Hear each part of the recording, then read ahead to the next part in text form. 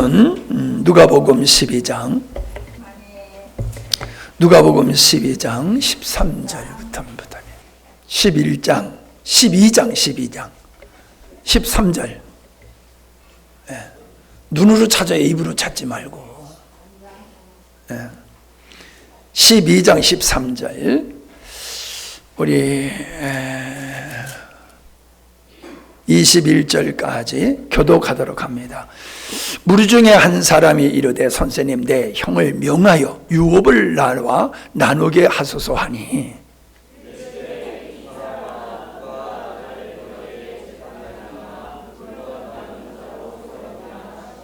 저에게 이르시되 삼가 모든 탐심을 물리치라. 사람의 생명이 그 소유에 넉넉한 데 있지 아니하니라 하시고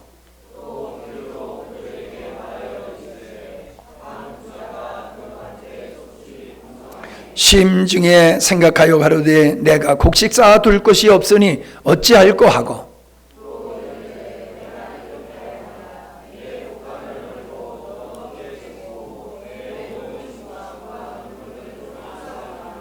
또 내가 내 영혼에게 이르되 영혼아 여러 해 쓸 물건을 많이 쌓아두었으니 평안히 쉬고 먹고 마시고 즐거워하자 하리라 하되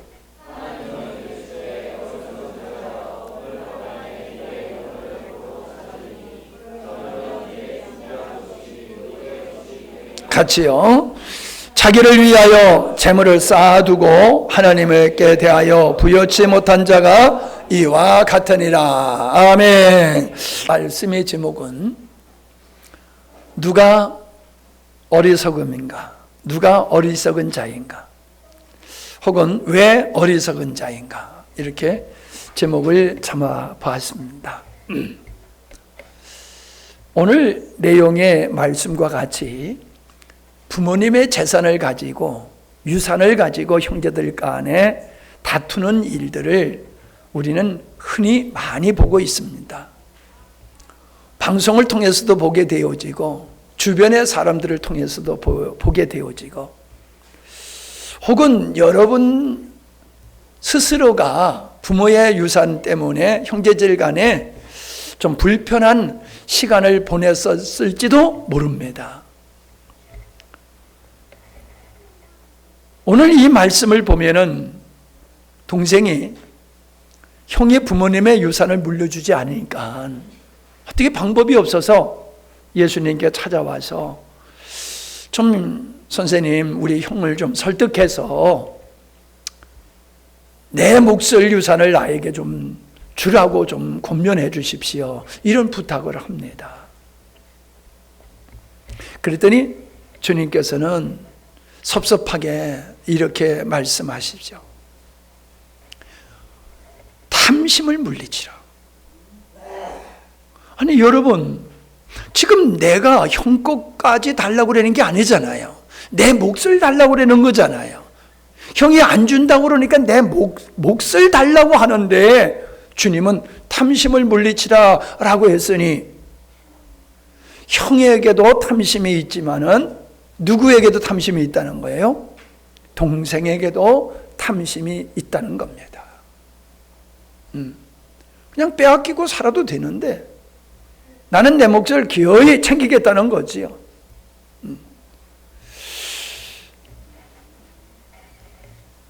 그러한 이 젊은 사람에게 탐심을 물리치라 하시면서 의미 있는 말씀을 하시죠.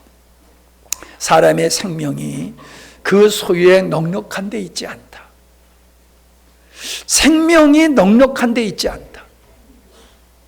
결국 이 생명이라고 하는 것은 그냥 우리의 생명을 얘기하는 게 아닌 줄 압니다. 우리의 삶을 표현하는 것인 줄 압니다. 내가 이 세상을 복되게 행복하게 아름답게 살아가는 건 돈이 많은 데서 있는 게 아니야 라고 말씀하고 있어요. 아마도 이 사람은 내가 행복하게 사는 데 있어서는 돈이 절대적이라고 하는 인식을 가지고 있었던 것 같아요. 그러니까는 재판을 해서라도 내 몫을 챙기겠다는 그런 마음을 가지고 있지 않았겠습니까? 그러시면서 예수님께서 이제 비유로 말씀을 하시죠. 어떤 사람이 농사를 졌어. 뭐 지금으로 말하면 사업한 거지요. 장사를 했든지 뭐 기업을 했든지 어떻든지 간에 이때는 이제 농경사회니까 농사밖에 없지요. 농사를 지었는데 아주 잘 돼서, 생각보다 너무 잘 돼서, 그래서 어떻게 고민을 했어요? 이게 잘 돼도 고민이야. 지금 같으면 저축을 한다든가 뭐 주식에 투자한다든가 뭐 다른 방법이 많이 있겠지만은 농경사회에서는 그런 게 없잖아요. 그러니까 내가 창고를 더 크게 짓고 그 풍성한 그 곡식을 쌓아놓고 얼마나 많이 농사가 잘 되었든지 평생 먹어도 다 못 먹을 만큼 농사가 잘 된 거예요. 그래서 쌓아놓고 먹고 마시고 즐기자. 이제 더 이상 수고할 필요 없다. 이만큼 쌓아놨으니 이제 나는 이제 먹고 놀고 즐기는 게 내가 할 일이다. 그런 생각을 했어요. 어때요, 여러분? 여러분 같으면 안 그러겠어요? 아마 대부분 모든 사람이 그럴 거예요. 근데 주님께서 또 의미 있는 말씀을 하시지요. 오늘 밤에 내가 죽으면은 내가 쌓아놓은 그 모든 곡식을 누가 먹겠냐? 누구 것이 되겠느냐? 내가 죽으면 그건 내 것 아니야. 그러니까 뭔 말씀을 하고 있는 겁니까? 내가 지금 마음껏 평생 먹고 누릴 수 있다고 생각하는 그 생각이 잘못된 거야. 그렇게 내가 생각한다고 그렇게 되는 게 아니야. 왜? 오늘 밤에 내가 죽을 수 있어. 많은 사람들은 자기가 생각하는 대로 살아갈 수 있다고 생각합니다.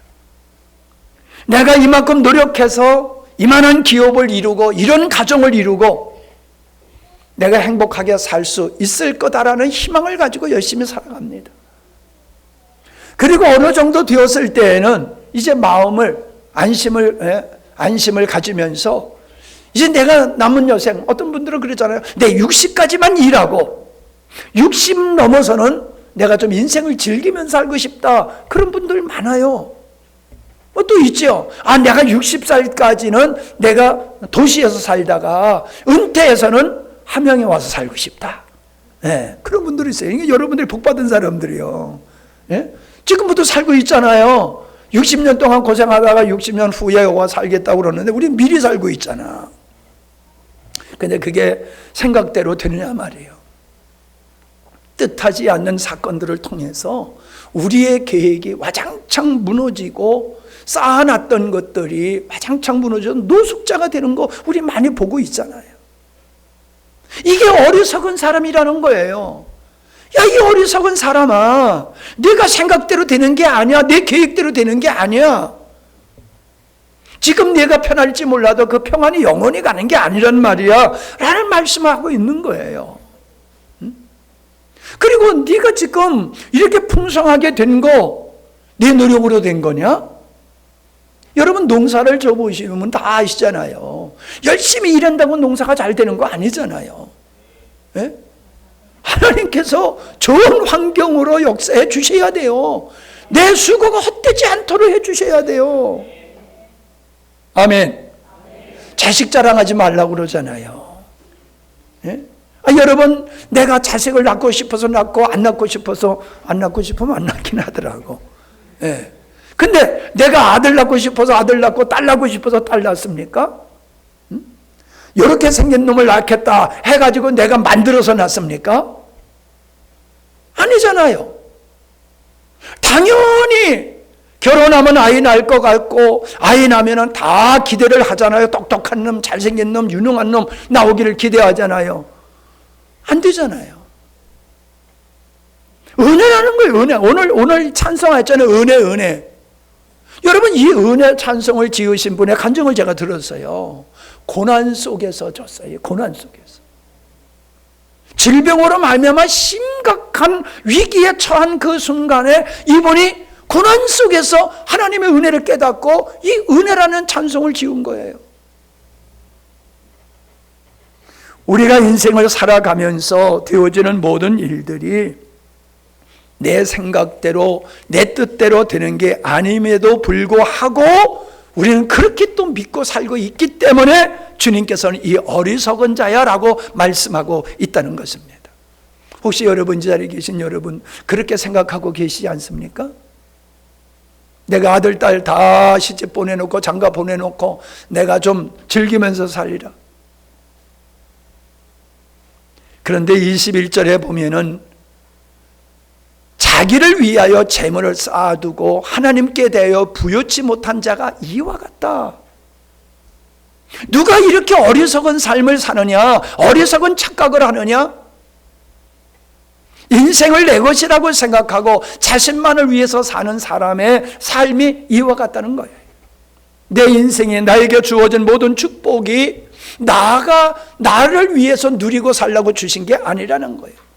그 재능이, 그 부요함이, 그 능력이 하나님의 영광을 위해서 하나님이 주셨는데 자기만을 위해서 쓰려고 하는 것은 그렇게 어리석은 것이다 라고 말씀을 하고 있습니다. 인생은 유한한 존재입니까? 무한한 존재입니까? 우리가 영원히 살 수 있는 존재가 아닙니다. 몇 년일지 모르지만은 우리는 이 세상에서 떠날 때가 있다는 거예요. 저보다 연세가 많으신 어르신들도 계시지만은 대부분이 저보다 이제 나이가 미치신 분들이 대부분이잖아요. 제가요, 은퇴하시는 목사님들 생각해 보면요, 까마득하게 보였어요. 까마득하게 저 멀리 있는 것으로 생각을 했어요. 근데 금방 70이 됐어요. 금방 70이 됐어요. 와, 진짜 세월 빠르다고 하더니 하루하루는 왜 이렇게 긴지 모르는데 인생은 너무 빨라요. 우리는 착각하고 살고 있다는 겁니다. 영원히 살 수 있는 줄로 생각하고 쌓아놓냐고요. 자꾸 쌓아놔. 왜? 영원히 살아야 되니까 이거 다 써야 되잖아. 벌어놓은 거 못 먹고 죽습니다. 쌓아놓은 거 다 못 먹고 죽습니다. 예? 근데 우리는 유한한 존재이면서도 내가 많이 있어야 된다고 거기다가 마음을 두고 살고 있다는 거예요. 다 먹지도 못하고 갈터인데도, 다 쓰지도 못하고 갈터인데도. 여러분, 자녀에게 많은 거 물려주면은 복인 것 같지요. 물론 이 시대가 금수저로 태어나면은 여러 가지 유익이 있어요. 그러나 여러분, 꼭 그런 것만이 아니에요. 자식에게 좋은 환경을 주었기 때문에 자식을 망치는 경우도 있는 거예요. 그저 여러분, 우리가 먹을 만큼 먹고 쓸 만큼 쓰고는 이제 하나님을 위해서 살아야 될 줄로 믿습니다. 내 인생을, 하나님이 주신 것을 그냥 뭉뚱거려가지고 자녀들한테 주려고 애쓰지 말고 쓸 만큼 쓰세요. 하나님이 주셨으니까. 쓰지 말라는 거 아니에요. 쓰세요. 누리세요. 그러나 궁극적으로는 우리가 하나님을 위해서 살아야 된다는 걸 이서저는 아니 될 줄로 믿습니다. 그걸 잊어버리면 어리석은 자가 되는 거예요. 언제 죽을 줄 모르면서 바둥바둥거리면서 살아가는 거, 이게 어리석은 것이다 라고 하는 것입니다. 어떤 사람이 유학을 가게 됐어요. 또 애인이 내가 청혼하는 것을 수락을 했어요. 뜻하지 않게 먼 친척으로부터 유산이 자기에게 어마어마한 유산이 유산을 받게 됐어요. 땡 잡은 거죠. 얼마나 좋습니까? 그런데 병원에서 연락이 왔어요. 당신은 이제 말기 암 환자입니다. 몇 달을 못 살 겁니다. 이런 선고를 받았다라고 하면은 그가 기뻐했던 모든 것들이 그게 무슨 의미가 있습니까? 아무런 의미가 없는 거예요. 우리는 아무런 의미가 없는 것을 영원한 것으로 가치를 부여하고 거기에 매여서 살고 있는 거, 이게 어리석은 사람이다 라고 하는 겁니다. 그래서 제가 어리석은 사람이라고 하는 것을 성경에서 몇 가지를 찾아서 여러분과 말씀을 나누려고 그래요. 첫째는요, 제가 이제 이 초신자들을 위해서 신경을 많이 쓰면서 말씀을 전하는데, 이 똑똑하다고 하는 사람들이 뭐냐면 보이는 것만을 쫓아 살아요. 보이는 것. 여러분, 보이는 것만을 위해서 하는 사람은 육적인 사람이에요.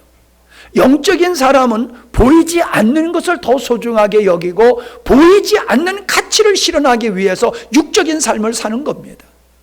근데 육적인 삶은 그냥 보이는 것을 누리는 쾌락을 쫓아 사는 야망과 욕망을 따라 사는 사람이에요. 내가 늘 말씀드리죠. 가장 가까운 것도 안 보이고 가장 먼 것도 안 보이고 가장 작은 것도 안 보이고 형체가 있는 것은 또 안 보이지 않습니까? 소리도 안 보이고 냄새도 안 보이고 과거도 안 보이고 미래도 안 보이고 그냥 눈앞에 보이는 것밖에 우리가 보는 것이 없어요. 너무나도 제한적인 걸 보면서 말하기를 내 눈에 보이는 것이 전부다라고 말한다라고 하면은 이거야말로 어리석은 사람 중에 한 사람이 아닌가라고 하는 것입니다.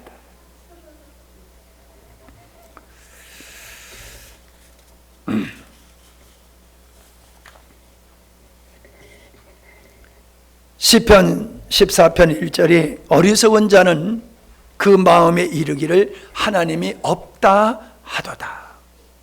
어리석은 자가 하나님이 없다고 그런데요. 왜요? 안 보이니까. 아니, 하나님 보이지 않잖아.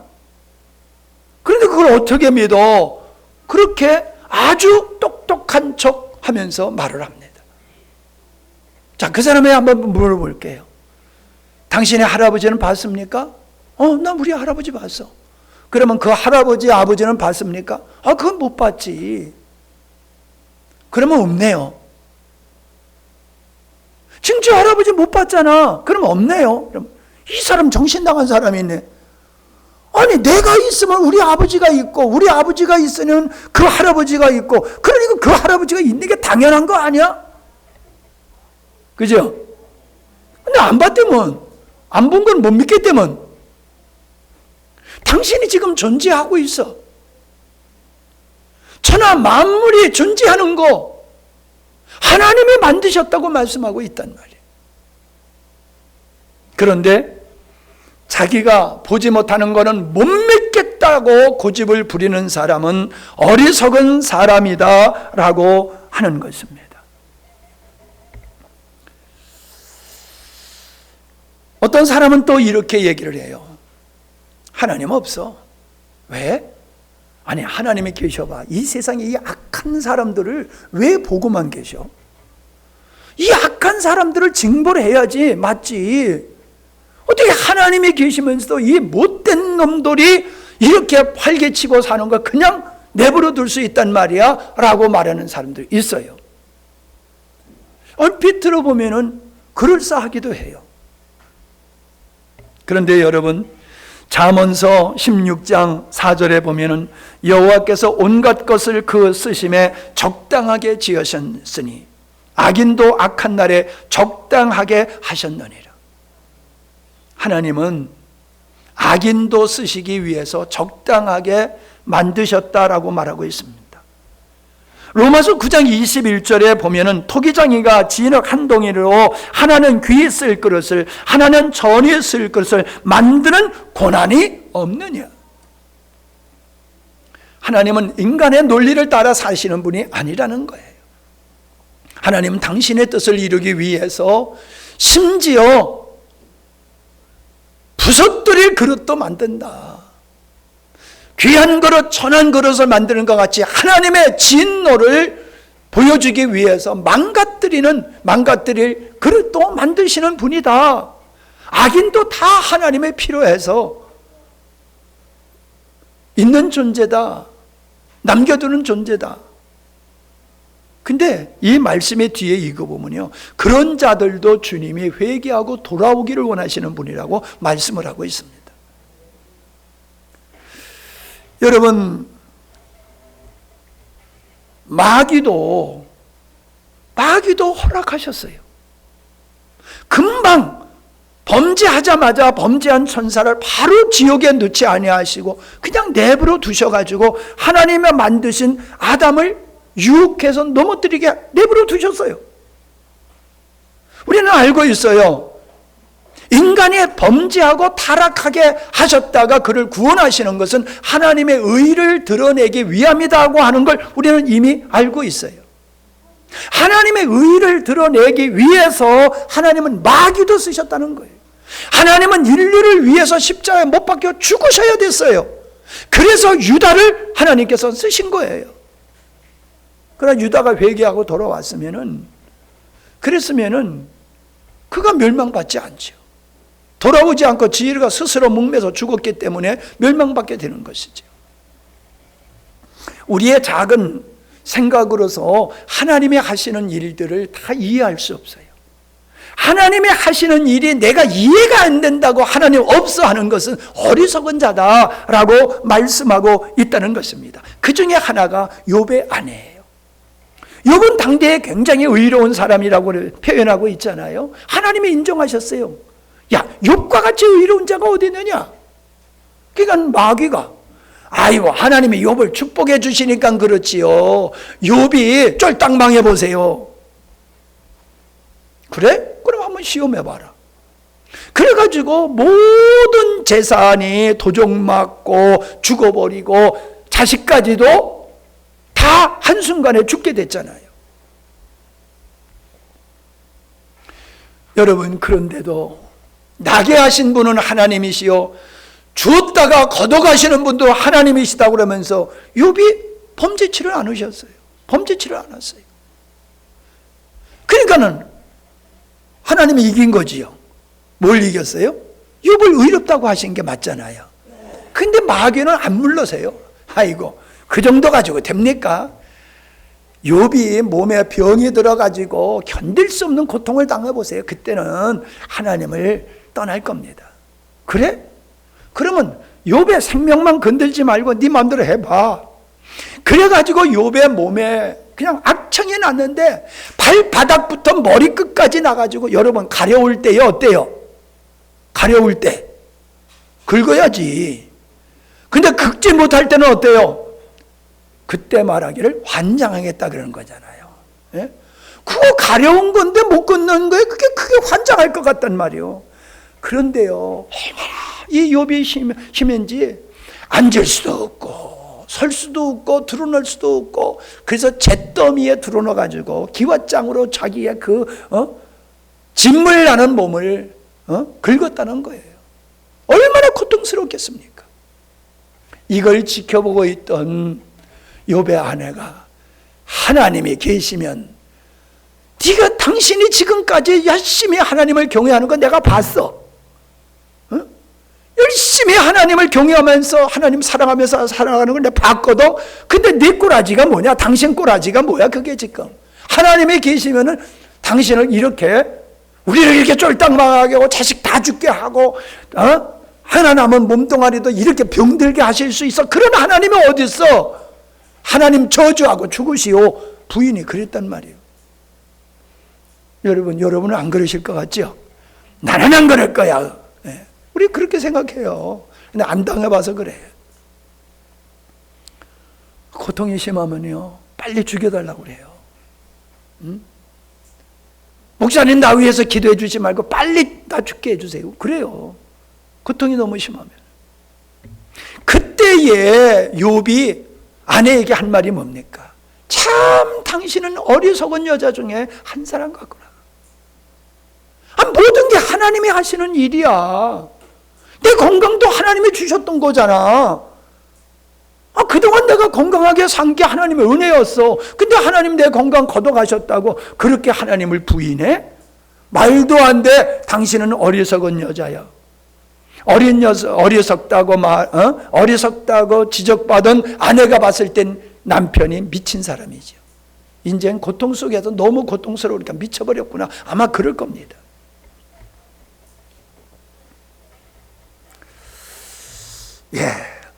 두 번째는 탐욕에 사로잡힌 사람이 어리석은 사람이에요. 제가 뉴스를 안 보다 보니까 유튜브를 잘 봐요. 근데 그 유튜브 보면 재밌는 거 많이 나오잖아요. 근데 어떤 동영상이 나오냐 하면은 악어가 뱀의 머리를 물어버렸어. 그럼 뱀이 죽을 거 같죠. 근데 뱀이 악어를 몸으로, 비단뱀이 몸으로 악어를 꽉 죄우는 거예요. 자기 머리를 물고 있는 악어의 머리를 그냥 꽉 조이고 있는 거예요. 죽이겠다고. 결과는 어떻게 되겠어요? 결과는 어떻게 되겠냐고요? 같이 죽는 거지요. 자기 머리를 문 악어를 죽이겠다고 조이면 조일수록 그 악어가 누구 머리를 더 조여요? 뱀 지 머리를 조이는 거예요. 그러니까는 둘이 다 죽을 수밖에 없는 거예요. 왜 우리의 조개를 새가 문다고 그러잖아요.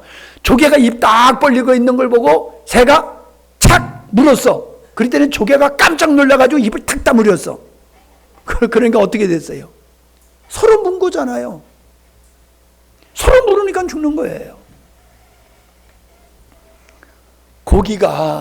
고기에 있는 거기서 새가 얼음에 앉아가지고 지나가는 고기를 잡아먹는 거예요. 아이 맛있다. 연놈 잡아먹고 연놈 잡아먹고 신나게 고기를 잡아먹어서 배가 이제 불러. 이제 가야지 하고 날개짓을 하는데 날를 수가 없어. 왜 날를 수가 없을까요? 얼어버렸어. 다리가 얼음에 얼어버렸어. 고기 먹는 재미에 내 발이 얼음에 얼어붙는 것도 모르고 고기 잡아먹는 재미에 시간을 보낸 거예요. 여러분, 나는 이런 이야기를 생각할 때마다 참 인간이 꼭 이와 같구나.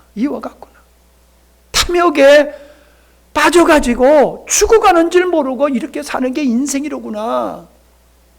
여러분, 그래서요, 우리가 그 원숭이 잡는 법 얘기 들었잖아요. 원숭이 잡는 건 호리병에다가 원숭이가 좋아하는 걸 딱 넣어놓으면은 원숭이가 지나가다가 그 속에 있는 것을 손을 넣어가지고 잡아가지고 빼내려고 하면은 안 빠진단 말이에요.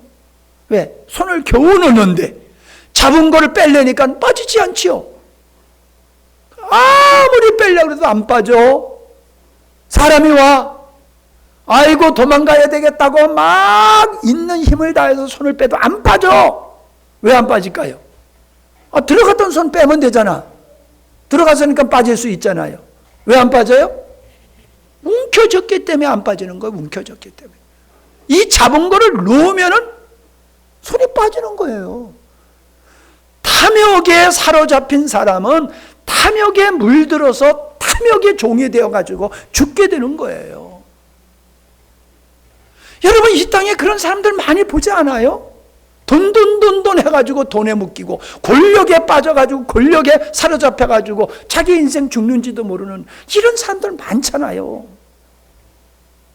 그거 보면서도 똑같은 짓을 하고 살고 있다는 것입니다. 이스라엘 백성들이 광야에서 하나님의 영광을 보면서도 그들은 하나님을 떠났어요. 하나님은 사랑하지 않았어요. 유다는 예수님과 3년 동안 동락하면서도 그는 하나님을 배신했어요. 왜일까요? 탐욕 때문입니다. 예수님을 떠났던 사람들은 자기가 원하는 것이 얻어지지 아니하니까 떠난 거예요. 나는 여러분들이 정말로 귀중한 분이라고 생각합니다. 혹 여러분들이 다른 교회는 몇백 명 되는데 우리 교회는 그만큼 숫자가 안 되니까 작은 교회야 라고 하는 좀 약한 마음을 가지신지 모르겠어요. 근데 저는 그렇게 생각하지 않습니다. 우리 교회는 정말로 땅의 것을 추구하는 자들이 아니라 하늘의 것을 추구하는 사람들이 남아있는 교회가 영광스러운 교회인 줄로 믿습니다. 많은 사람들이 왔다 떠났잖아요. 그들이 왜 떠났어요? 여러분, 똑같은 설교를 들었잖아요. 근데 그들은 떠났어요. 근데 여러분은 남아있어요. 왜요? 그들이 얻고자 하는 것은 땅의 것이요, 부귀 영화. 자기의 마음의 탐심을 채워줄 것을 얻으려고 왔더니 자기 부인해라, 죽어야 된다, 땅에 거든 다 썩을 거다. 너무 마음에 안 드는 얘기만 목사님이 설교하니까는 재미없어, 나 이런 소리 들으려고 온 게 아닌데, 그러면서 떠났잖아요. 근데 여러분은 남아 계세요. 왜요?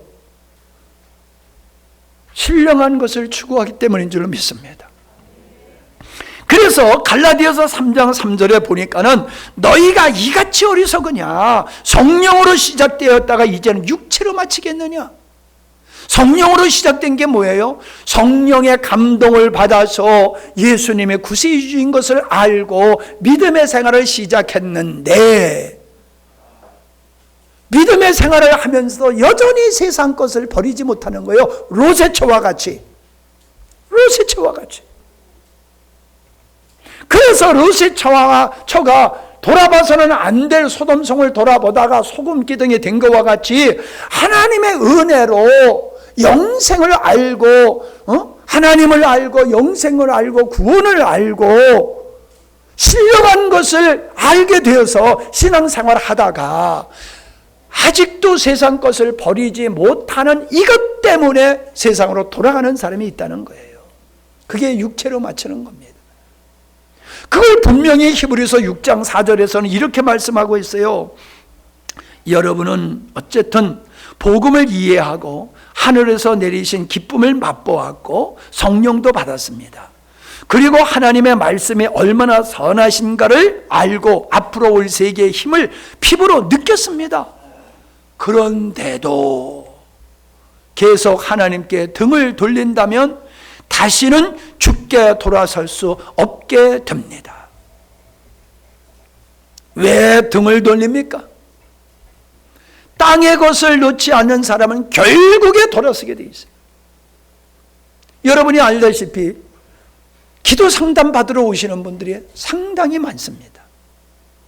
그런데 기도 상담 받으러 오는 기도의 제목은요, 내가 얼마나 어떻게 하면 예수님을 잘 믿겠습니까? 이런 거 가지고 오는 사람 없어요. 꼭 점쟁이한테 가듯이 자기 문제 해결하려고 오는 사람이 대부분이지, 그런 사람은요, 문제 해결하기 위해서, 소위 말해서 질병을 치유하기 위해서는 꾸준히 잘 옵니다. 그 다음에 질병 치유되면 안 와요. 문제 해결받기 위해서는 잘 옵니다. 근데 그 다음에는 안 와요. 뭐예요? 저는 예수님 당시에만 그런 게 아니라 지금도 똑같구나. 우리를 찾아오는 사람이 영생의 말씀을 바라보고 찾아오는 분들이 아니에요. 육적인 것을 바라보고 찾아와요. 우리가 처음 여름 집회 했을 때에, 은사 집회까지 함께 했을 때는 예배당을 다시 줘야 되겠다고 생각할 정도로 많이 왔었어요. 근데 사람들이 말씀을 사모하지 아니하고 은사를 사모하기 때문에, 야, 이건 아니야, 말씀이 중요한 거야. 그래서 은사 집회 끝쳤더니 3분의 2가 똑 떨어져 나가버렸어요. 사람들이 주님을 찾는 게 신령한 것을 위해서 찾는 게 아니라 육신의 것을 얻으려고 주님을 찾고 그랬던 사람들은 결국에는 다 떠나는 거예요. 여러분 잘 생각하세요. 이 자리에 계신 여러분은 안 그러실 줄로 믿지만은 그걸 누가 장담합니까? 누가 장담합니까? 나는 나를 믿지 못하는데 여러분은 여러분을 믿습니까? 나는 나를 믿지 못하기 때문에 늘 깨어서 주님을 바라보고 살 수밖에 없어요. 그래서 저는 여러분을 안 믿어요. 왜요? 내가 지금까지 살아오면서 그렇게 신뢰했던 사람이 나를 향해서 돌을 던지는 경험을 여러 차례 해봤어요. 사람을 의지할 게 아니라고요. 내가 사람을 믿는다고 하는 것은 지금 그 사람의 믿음을 가지고 있기 때문에 믿는 것이지 그 사람을 믿는 거 아니에요. 인간은 언제나 배신하고 등 돌릴 수 있는 존재예요. 그러나 그가 믿음 안에 있으면 영원한 동력자가 되어지고 영원한 하나님의 백성이 되는 줄로 믿습니다. 저는 여러분을 소중히 여기는 것은 믿음으로 여러분을 바라보기 때문에 그런 거예요. 저는 그래서 떠나간 사람에 대해서 미련은 갖지 않습니다. 떠나간 사람이 밥 먹자 하면 나 기분 나빠요. 내가 뭐 밥 못 먹어서 밥을 얻어먹습니까? 당신이 나를 모르고 나에게 준 하나님의 그 복된 복음을 모르고 떠난 사람이야. 나를 떠난 사람이야. 복음을 떠난 사람이야. 근데 당신은 당신이 어떤 존재인지를 모르고 나와 밥을 먹겠대. 별로 기분이 안 좋아요. 성령으로 시작하였다 육체로 마치는 사람들이 의외로 많다는 사실입니다. 세 번째는 그저 쉽게 살려고 들어요. 그냥 편하게 사는 게 좋다고 살아갑니다. 이런 사람이 어리석은 사람이죠. 자, 이런 사람의 특징은 뭐냐 하면은 생각하지 않는 사람이에요. 여러분, 제가 오늘 이 말씀을 준비하고 이렇게 묵상하다가 제가 그런 생각을 했어요. 제가 좀 특이하긴 좀 특이한 사람이에요. 아멘 안 하는 거 보니까는 제가 좀 특이해요. 그죠? 안 그래요? 근데요, 제가 이런 마음이 들더라고요. 여러분이 저와 같이 생각만 하며 산다라고 하면은 제 수준만한 영성과 환경을 누리며 살 수 있다고 저는 확신합니다. 저는 생각을 통해서 복음을 깨달았고 생각을 통해서 오늘의 교회를 이룬 거예요. 아무런 생각 없이 목회했는데 이런 교회가 되어지고 이런 영성을 가진 거 아니에요. 생각으로부터 이 은혜를 입은 거예요. 그러니까 나를 보면요, 여러분 오해하지 말고 드세요. 목사님은 나보다 훨씬 월등한 분이야, 이렇게 절대로 생각하지 마세요. 정말 그렇게 생각하지 마세요. 저 그렇지 않습니다.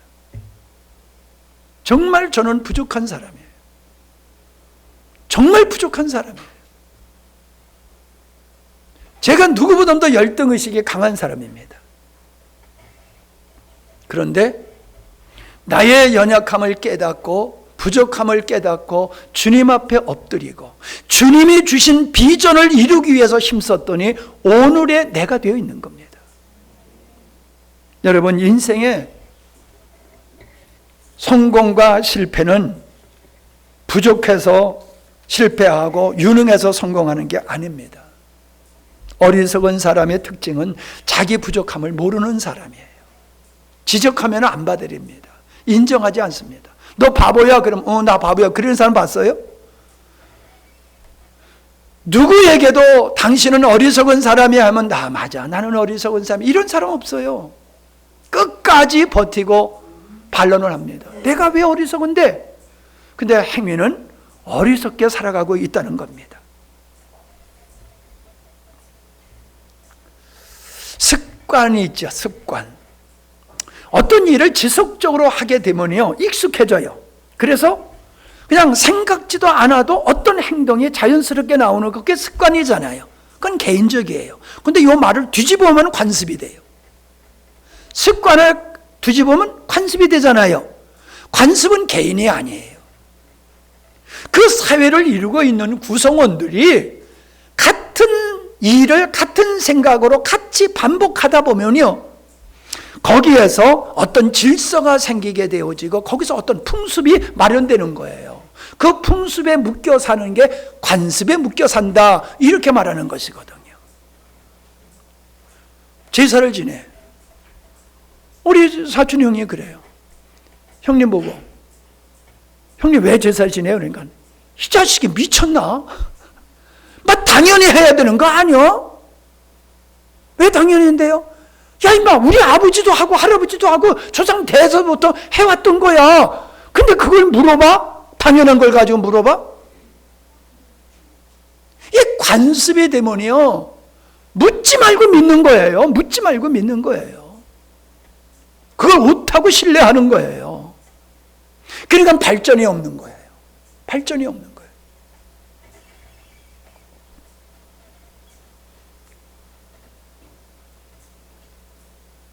사람을 가리켜서 양이라고 성경에서는 말하고 있어요. 양. 왜 양이라고 그런지 압니까? 양은요, 가장 약한 존재예요. 뿔이 있습니까? 뭐 이빨이 강한 이빨이 있습니까? 뭐 다리가 튼튼합니까? 눈이 밝습니까?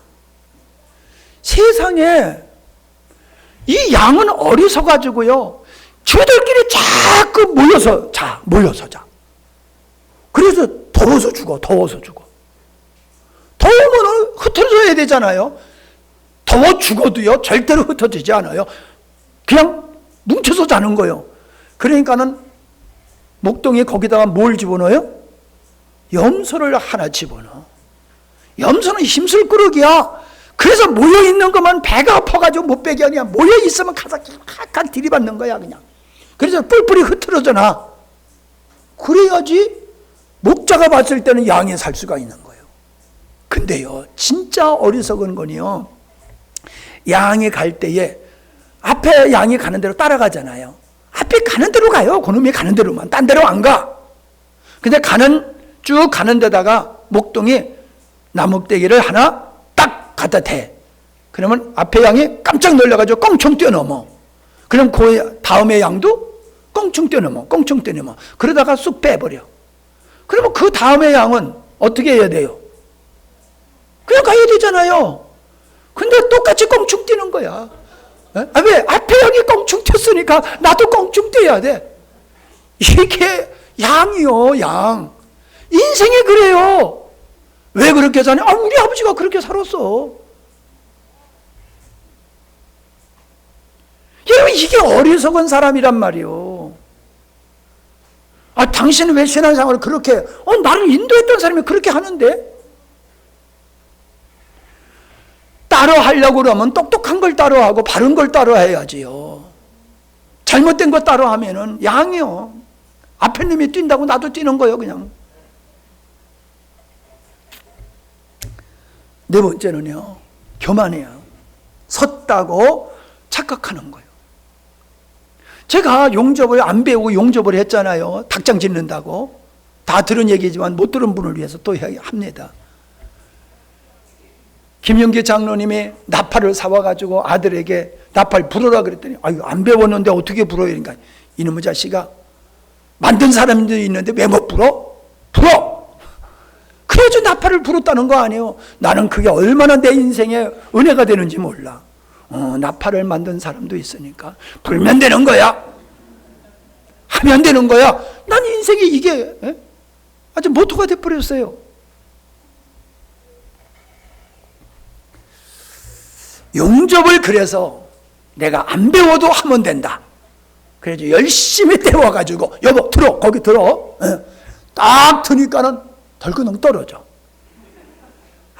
내가 열심히 때웠는데 이 떨어졌잖아. 이거 똑바로 들어야지. 이거 똑바로 안 들으니까 떨어졌잖아. 그리고 내가 성질을 내니까 저 양반이 깔깔깔깔 웃으면서, 아니 들다가 떨어진 거죠. 집을 져? 그걸 용접이라고 하고 그걸 집을 짓는다고? 그걸 듣고 나니까 얼마나 나도 우스운 줄 몰라. 내가 땜질을 잘못해놓고 잘못 들어서 떨어졌다고. 세상에. 근데 나는 분명히 붓게 때웠는데 왜 떨어졌을까요? 용접하는 사람은 알아. 그 똥이라고 그래, 똥. 예? 가만히 있어. 거기 손드는 거 아니야.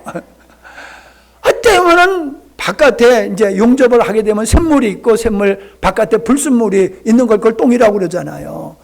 그걸 처음 뗄 때 보면요, 그것까지 그냥 붙은 줄 아는 거예요. 안에는 그냥 쬐끔 붙었어. 여러분, 우리는 그렇게 착각하는 거예요. 보니까 멀쩡해.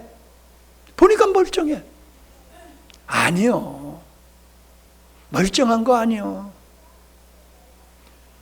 자식이 멀쩡해 보여도 멀쩡하지 않아요. 착각하지 마세요. 집에서 자녀의 모습과 학교에서 자녀 모습, 부모 있는 데서의 모습과 부모 없는 데서 모습이 다르다니까요. 목사들도 착각을 해요. 성도들이 교회 와서 하는 행위가 집에 가서도 행하는 행위인 줄 다 착각한다니까. 그렇지? 왜 아멘 안 해요? 목사도 그러는데 뭐 성도야 안 그러겠어? 예? 나도 여러분 앞에 모습은 아주 멋지잖아, 그지?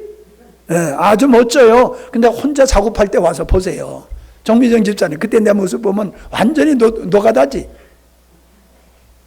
모습만 그런 게 아니란 말이에요. 내 속사람이 사람 앞에서는 감춰지지만은 감춰도 안 되는 집에서는 그냥 되는 대로 막 살잖아요. 섰다고 생각하지 말자는 거야. 내가 예수 몇몇 믿었다? 내가 주일 예배 드렸어, 헌금했어, 헌신했어, 됐다고 섰다고 생각하지 말라는 거예요. 착각하지 말라는 거예요. 난공불락, 성이 점령되는 예를 우리는 잘 보고 있어요. 하마스한테 이스라엘이 이번에 된통당했잖아요. 저것들 아무것도 아니야. 아무것도 아니야 하고 방심할 때에 준비해가지고 이스라엘을 때려가지고 이스라엘이 큰 손해를 봤잖아요. 지금 보복하고 난리지만은. 여러분, 안전하다라고 착각하게 됐을 때에, 방심할 때에 적의 침략을 막지 못하고 당하는 거잖아요. 신앙생활도 똑같아요. 그래서 뭐라고 그랬어요? 깨어있으라. 시작. 네, 그래서 깨어있으라는 거예요. 섰다고 착각하지 마라. 착각하지 마라. 주일 예배 드렸으니까 일주일로 성공할 줄로 착각하지 마라.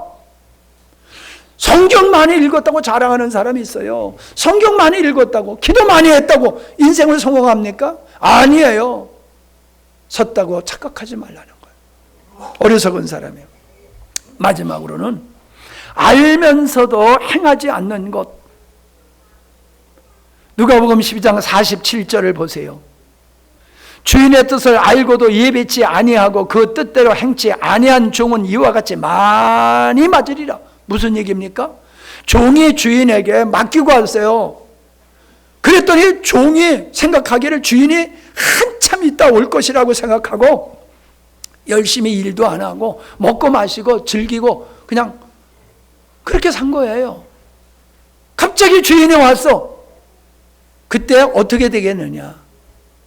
그때 종이 이 악하고 게으른 종이라고 책망하지 않겠느냐? 내가 주인에게 은혜를 입었으니 열심히 일해야 된다는 건 아는 거예요. 근데 안 했단 말이에요. 공부해야지요. 알아. 학생이 공부해야 된다는 거 모르는 사람 어디 있어요? 다 알아요. 근데 어리석은 자는 안 해요. 벼락치기로 하고 그것도 안 하는 사람도 있어요. 인생을 포기했기 때문에 그렇지요. 정직해야 된다는 거 알아요. 거짓말하면 안 된다는 거 알아요. 책임을 져야 된다는 거 알아요. 근데 알면서도 안 하고 알면서도 하지 말라는 거 하는 거, 이게 인간이잖아요. 왜 그래요? 결과를 생각 안 하는 거예요. 결과를. 그저 편하고 쉬운 대로 행한다 이 말입니다. 여러분, 돈이 셈이 납니까? 새끼를 칩니까? 새끼 치잖아요. 은행에다 넣어놓으면 이자 붙잖아요. 근데 이자보다 더 쓰면 어떻게 돼요? 본전 까먹는 거지요. 본전. 내가 버는 것보다 더 쓰면 어떻게 돼요? 망하는 거지요. 망하는 거지요. 우리가 추수를 합니다. 씨를 뿌려야지 거둘 게 있지요. 알아요. 그거 모르는 사람 어디 있습니까? 근데 씨를 파종 안 해. 그러면 거둘 게 없지요. 너무도 쉬운 얘기입니다. 근데 어리석은 인간들은 해야 될 걸 안 하고 안 할 걸 기대하고 있어. 이게 어리석은 자잖아요. 아니 왜 좋은 대학에만 자꾸 가려고 길을 써? 에? 그치? 좋은 대학 가려고 그러지. 좋은 대학 가려고 그러지 말고 자기 실력만큼 가려고 그래. 아이고 하나님 보고 나 좋은 대학 안 가게 했다고 시험 드는 애들도 있어요. 지가 공부하는 건 생각 안 하고. 아니 실력만큼 가는 게 당연한 거잖아요. 근데 왜 자꾸 좋은 대학 안 보내줬다고 하나님 앞에 땡깡 하려고 시험 들어요? 사정을 해야 거둘 게 있듯이 인생에도 거두는 것은 내가 베풀 때에 거둘 수 있는 것이 생기는 줄로 믿습니다. 하나님 앞에서도 동일해요. 하나님이 거저주는 법 없어요. 여러분 착각하지 마세요. 기도하면 다 준다고 착각하지 마세요. 제가 알고 있는 머리가 천재인 아이가 있습니다. 천재요. 제가 종종 얘기하죠. 하버드 대학을 인터넷으로 이렇게 들어가서 하버드 대학 교수들이 인터넷으로 강의하는 거 그거 다 들어요. 실력이 보통 실력이 아니에요. 그래서 자기가 프로그램을 만들어가지고 이걸 인터넷에 올려가지고 세계의 그 머리 좋다는 사람들이 거기 들어와가지고 같이 이게 하는데 다 자기보다 나이가 10살, 20살, 30살 많은 사람들이야. 근데 얘도 20도 안 되네요. 지금 고등학교 2학년 나이야. 근데 지가 짱이야 거기서. 머리가 그렇게 좋아요. 근데 아버지가 교육 프로그램을 지금 하나 만들고 있거든요. 근데 아버지 머리보다 아들이 나. 그래서 아버지가 한 프로그램에 대박을 치려고 그러면 좀 아들이 도와줘야 돼. 그래서 하나님께서도 네가 아버지를 도와주고 그 다음에 네가 하고 싶은 거 해도 된다. 근데 우리 앞에서는 예 하고 가서는 안 해. 지 하고 싶은 것만 하고. 하나님이 그 좋은 머리를 줬는데 공부 안 하고 하나님이 그 좋은 머리 줬는데 해야 할 일을 안 하고 있으니까 그 좋은 머리가 뭐에서 먹겠어요? 써먹을 것이 없어요. 아무리 머리가 좋아도. 잘 생각하세요, 여러분. 알면서도 행하지 않는 게 성경에서는 행함이 없는 믿음이다라고 하는 것과도 같은 거예요. 자, 말씀을 마치겠습니다. 에베소서 5장 15절을 읽고 마치도록 하겠습니다. 에베소서 5장 15절. 그러므로 여러분은 자신의 행실에 늘 주의를 기울여야 합니다. 지금은 악한 시대입니다. 그러니 어리석은 자가 되지 말고 현명한 자가 되십시오. 지금 어떤 시대라고? 악한 시대라는 거예요. 악한 시대이기 때문에 너의 행실을 주의해라. 행실을 주의하지 아니하고 살아가는 사람은 어리석은 사람이다. 모든 기회를 충분히 살려서 선한 행동을 하십시오. 17절. 분별 없는 행동을 하지 말고 주께서 여러분에게 원하시는 것을 실천하십시오. 18절. 술에 취하여 살지 마십시오. 그 길에는 많은 악이 숨어 있습니다. 그보다 술 취하기보다는 성령에 취하여 성령의 지배를 받으십시오. 이게 지혜로운 삶이라는 거예요. 여러분이 지혜로운 자 되시기 바랍니다. 성령의 이끌림을 받아 살면 우리가 부족해도 그분으로 말미암아 우리는 지혜로운 승리하는 인생이 될 줄로 믿습니다. 기도합니다. 하나님 아버지, 어리석은 것은 부족해서 어리석은 것이 아니라 인간의 탐욕 때문에, 자만과 오만 때문에 어리석은 삶을 살게 되는 것을 보게 됩니다. 그저 쉽게 편안하게 내가 원하는 육적인 삶을 만족할 때에 어리석은 삶을 살게 되는 것을 봅니다. 아버지, 어리석은 우리를 향하여 지혜로운 자가 되라고 말씀하고 계십니다. 내가 스스로 지혜로운 자가 될 수 없음을 압니다. 하나님 안에서 주님을 의지하며 살아갈 때에 우리는 하늘의 지혜를 입게 되어지고 어리석은 자에서 지혜로운 자리로 바뀌어지고 하나님의 영광을 누리며 영광을 돌리는 삶이 될 줄로 믿습니다. 영적으로나 육적으로나 경제적으로나 모든 삶에 있어서 어리석음에서 벗어나 지혜로운 하나님의 사람들이 되게 해주시어서 하나님의 의를 이루는 귀한 성도들이 되게 하여 주시옵소서. 11조 예물 드렸습니다. 성교 헌금도 드렸습니다. 차량 헌금도 드리고 구제 헌금도 드리고 감사의 헌금도 드렸습니다. 믿음으로 드리게 하시니 고맙습니다. 늘 하나님 앞에서 우리의 삶이 흠이 없는 아름다운 삶으로 영광 돌리게 하시고 우리를 축복하시사 우리의 삶을 통하여 주의 뜻을 이루어지는 놀라운 은혜로 기름 부어 역사해 주시옵소서. 내일부터 있을 목회자 세미나를 주님께서 축복해 주시어서 참으로 예비된 은혜를 함께 공유하고 나눌 수 있는 복된 시간들이 되게 해 주시옵시고 꼭 오셔야 될 분들이 올 수 있도록 은혜를 베풀어 주옵소서. 섬기는 모든 손길들을 주께서 축복하여 주시어서 더 많은 것으로 큰 것으로 귀한 것으로 섬기는 손길들 되게 해 주시옵소서. 예수님의 이름으로 축복하며 기도하옵나이다. 아멘.